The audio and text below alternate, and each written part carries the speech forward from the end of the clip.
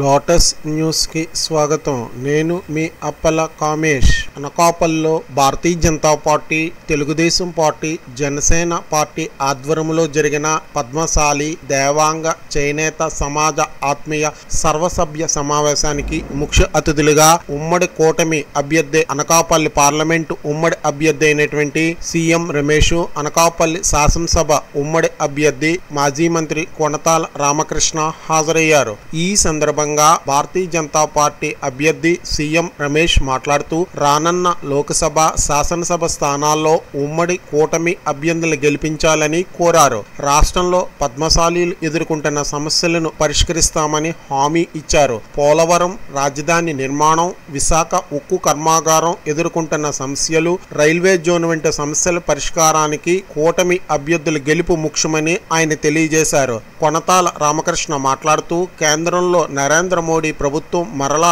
అధికారంలోకి వస్తుందని ధీమా వ్యక్తం చేశారు. అనకాపల్లి ఎంపీ అభ్యర్థిగా సీఎం రమేష్ కు కమలం గుర్తుపై ఓటు వేయడం ద్వారాను, అసెంబ్లీ అభ్యర్థి అయిన తనను గాజు గ్లాస్ గుర్తుపై ఓటు వేసి అత్యధిక మెజార్టీతో గెలిపించాలని ఆయన కోరారు. అలాగే ఉత్తరాంధ్రకు ఆయువు పొట్టైన సుజల స్రవంతిని కూడా నిర్మించుకోవాల్సిన అవసరం ఉందన్నారు. తూర్పు గోదావరి, పశ్చిమ గోదావరి వలె ఉత్తరాంధ్ర కూడా ఉండాలంటే సుజల స్రవంతి తప్పనిసరిని ఆయన పేర్కొన్నారు. కేంద్రంలో సీఎం రమేష్ కు ఉన్నటువంటి పరపతితో ఇవన్నీ ఖచ్చితంగా సాధించుకోగలమన్న నమ్మకం ఉందని ఆయన పేర్కొన్నారు. ఈ కార్యక్రమంలో మాజీ ఎమ్మెల్యే పీలా గోవింద సత్యనారాయణ, తెలుగుదేశం యువ నాయకుడు దాడి రత్నాకర్ పాల్గొనగా సభాధ్యక్షులుగా పొన్నగంట అప్పారావు వహించారు.